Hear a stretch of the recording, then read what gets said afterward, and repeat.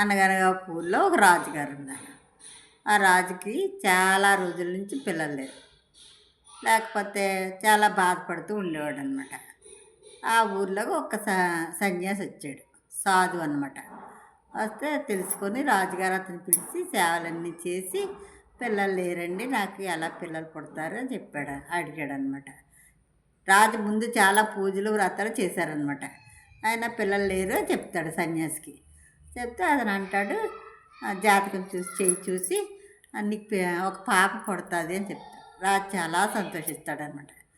కానీ ఒక ఇది ఉంది, రాజుగారు మీకు పాప పుడుతుంది కానీ 16 సంవత్సరాలప్పుడు చనిపోతుంది అని చెప్తాడు. చాలా బాధపడతాడు.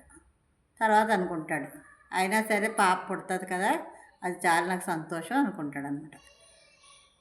అనుకున్న తర్వాత రాజుగారికి పాప పుడుతుంది. అందమైన అమ్మాయి అన్నమాట. కానీ చాలా నల్లగా ఉంటుంది.